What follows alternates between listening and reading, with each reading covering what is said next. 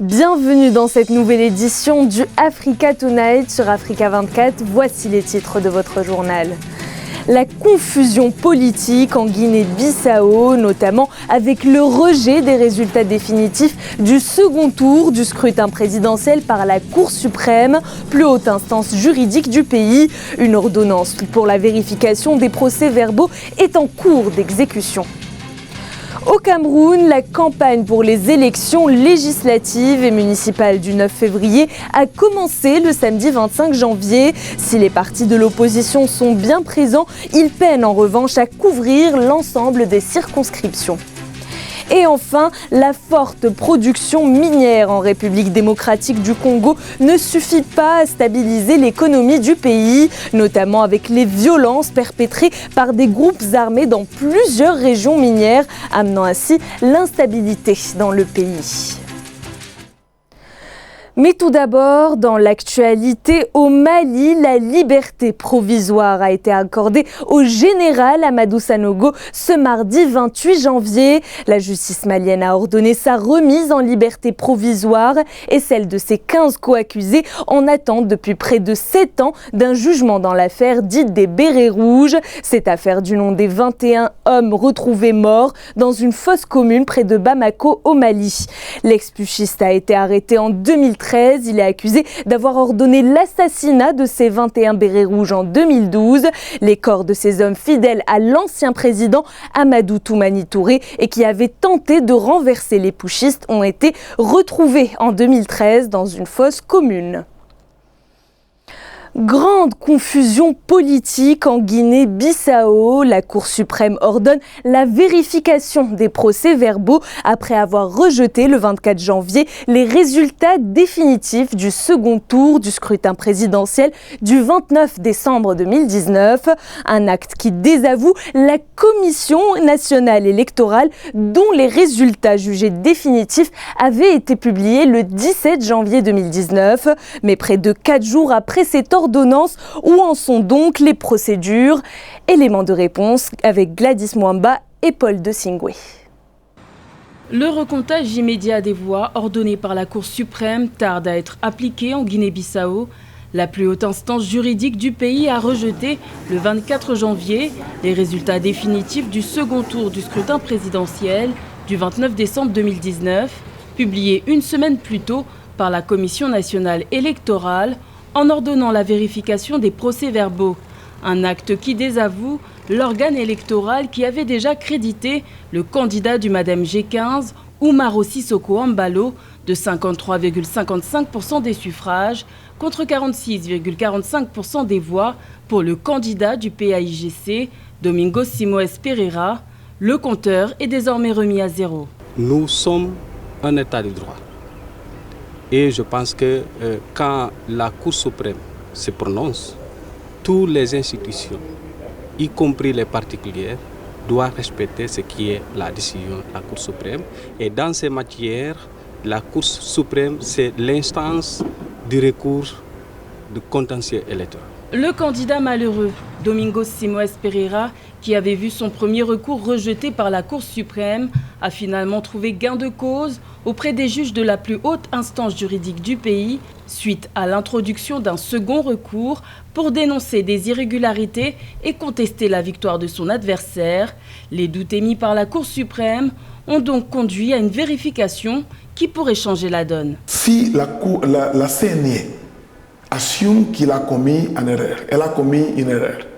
Si la Cour suprême a déjà délivré une décision, si l'ensemble de la nation bissau-guinéenne attend de savoir exactement quelle était la vérité des urnes, à qui ça gêne d'aller vers les urnes, d'ouvrir les voies et de faire le recomptage direct pour proclamer le président. Les observateurs électoraux avaient pourtant salué le bon déroulement de la récente élection présidentielle de la Guinée-Bissau.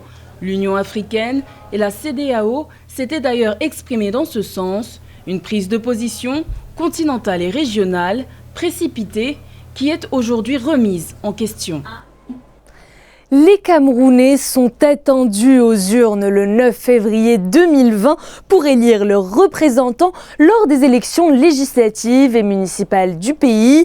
La campagne pour ces élections a officiellement démarré ce samedi 25 janvier. L'opposition y apparaît moins présente qu'en 2013 et peine à couvrir l'ensemble des circonscriptions. Reportage de notre correspondant au Cameroun, Thierry Ndassa. 14 partis politiques d'opposition se sont lancés dans la course aux législatives dans la région du littoral. De même, 22 partis, toujours de l'opposition, se sont engagés aux élections municipales. Une opposition présente en nombre certes, mais qui peine à s'implanter dans toutes les circonscriptions électorales. Un défaut qui fait bien les affaires du parti au pouvoir. Au moment où nous parlons, à cause des faiblesses structurelles des partis de l'opposition, il y a 17 circonscriptions sur les 85. Où aucun parti de l'opposition n'a mis une candidature. Il y en a 17. Et les 17 circonscriptions-là ont au total 35 sièges à l'Assemblée. Moralité, au moment où vous êtes en train de me faire cette interview, le RDPC a déjà engrangé 35 sièges de députés, alors que l'élection n'a même pas encore eu lieu, du fait de l'absence de candidature de l'opposition face aux 35 députés du RDPC-là. Dans le cadre des élections municipales, le Rassemblement démocratique du peuple camerounais assure une couverture de 100% dans les 34 circonscriptions électorales du littoral. Dans 5 circonscriptions de la région, seul le RDPC y a présenté des listes. Une opposition qui s'affaiblit de plus en plus malgré sa prolifération sur la scène politique. Donc nous allons nous battre d'abord les uns contre les autres. On va même oublier que c'est le RDPC qui est l'adversaire et on va se mettre chacun à chercher à arracher le maximum de voix du vote contestataire. Ce qui est une forme de paradoxe. Parce qu'on n'est pas en train de chercher qui est le meilleur de l'opposition. On est en train de chercher à renverser le RDPC à l'intérieur de l'Assemblée nationale. Plus de 20 partis politiques en lice pour les municipales seront en campagne jusqu'au 8 février 2020. Les élus locaux avaient vu leur mandat prorogé sur décision du chef de l'État en 2018 et 2019. Malgré une forte production minière, la République démocratique du Congo est loin de consolider son économie. À l'est du pays, les violences perpétrées par des groupes armés aboutissent régulièrement à des pertes en vie humaine et ce, depuis de nombreuses années. Avec un sous-sol riche en minerais et convoité, l'instabilité dans cette partie de la République démocratique du Congo prive le pays des ressources susceptibles de contribuer fortement au budget de l'État. Décryptage dans ce sujet de Jacques Amboka. Premier producteur de coltan, le Congo-Kinshasa regorge sous son sol de multiples autres minéraux qui suscitent convoitises à la base de l'insécurité à l'est du pays. Des terreurs qui occasionnent des déplacés et plongent l'est du pays dans l'insécurité. À tort ou à raison, d'aucuns pensent que les richesses congolaises sont une malédiction pour les pays. Cette malédiction n'est pas d'application dans certains cas. D'où la question de savoir qu'est-ce qui est au fond de cette relation entre les pays qui disposent des ressources abondantes et le progrès ou le non-progrès économique et social. Il s'est dégagé que la malédiction était plutôt une cause plutôt apparente.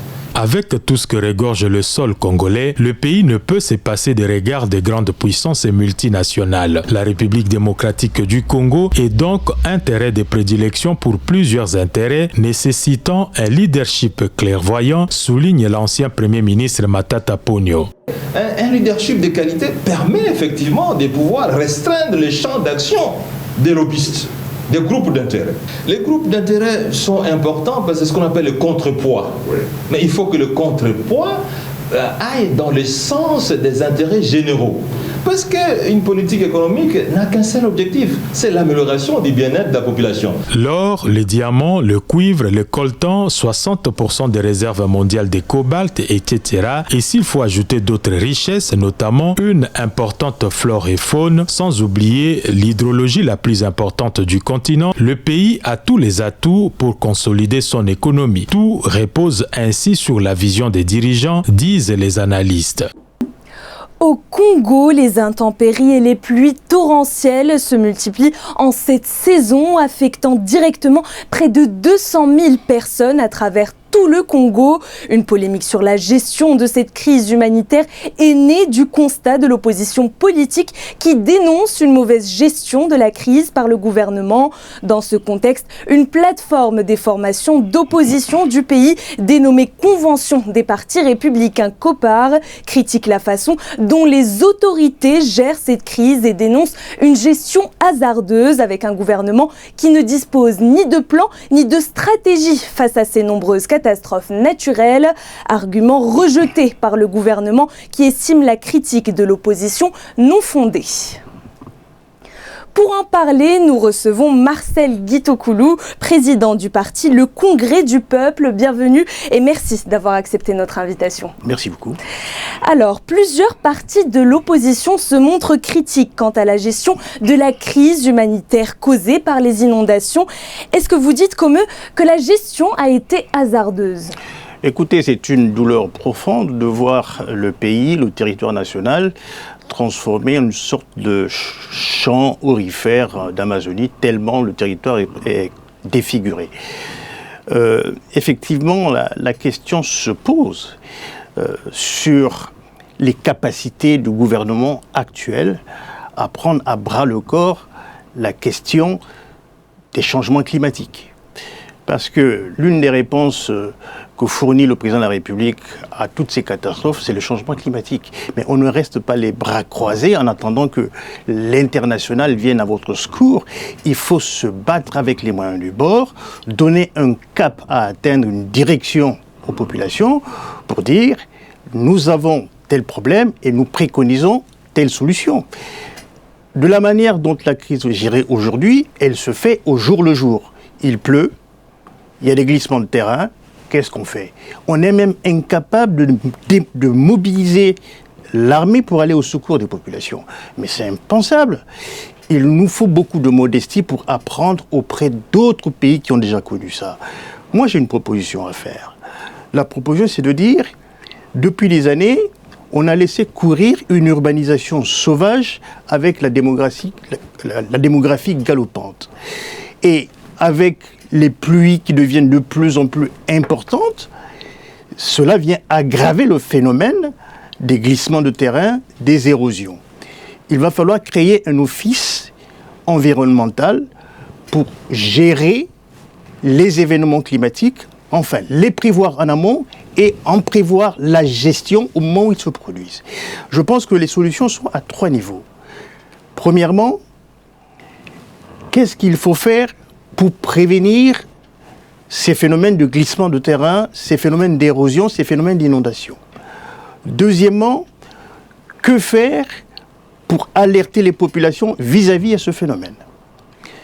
Troisièmement, une fois que les phénomènes sont produits, quelles solutions mettre en œuvre? Quels sont les degrés de mobilisation des solutions? Est-ce qu'il y a un degré 1, il y a un degré 2, il y a un degré 3, à chaque degré correspond un type de solution à apporter. Mais ça, il faut le faire de manière concertée. Il n'y a pas d'opposition politique, il n'y a pas de majorité politique là-dessus. Ça ne touche pas que Brazzaville. Je prends le cas de la région du Poul, où il y a eu des affrontements armés. Ce phénomène climatique vient aggraver l'état des populations, qui d'ailleurs ont besoin d'être entendues de ce point de vue-là.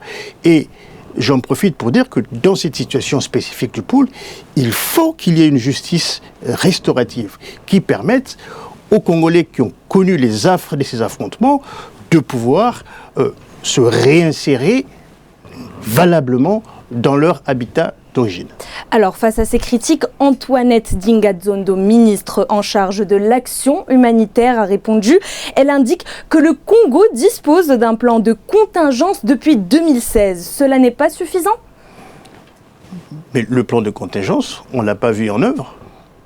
C'est le regret qu'expriment les partis de l'opposition. C'est le regret qu'expriment les populations elles-mêmes. On ne veut plus entendre les ministres nous raconter du blabla. On veut de l'action. On veut des actes sur le terrain et que les populations puissent apprécier. Regardez, nous avons aujourd'hui une catastrophe humanitaire sur le plan sanitaire en Chine. avec le coronavirus, qu'est-ce qu'on constate? Le gouvernement non seulement communique, mais on voit qu'il y a une mobilisation autour de la question. En 10 jours, ils vont construire 22 000 mètres carrés d'un hôpital pour accueillir ces gens. Oui, là, il y a de l'action gouvernementale. Au Congo, ce n'est pas le cas. D'accord. Et les opposants de la COPAR, la Convention des partis républicains, proposent comme solution de mettre en place un fonds permanent d'assistance des victimes des catastrophes. Est-ce que cette solution est envisageable dans le contexte actuel du pays? Justement, cette solution est envisageable dans le cadre de cet office de gestion environnementale et de l'habitat que je propose aujourd'hui, de façon à prévoir non seulement ce qu'il faut faire quand il y a des inondations, des glissements de terrain, mais également comment faire pour indemniser les victimes de façon à les aider à se réinsérer dans leur habitat.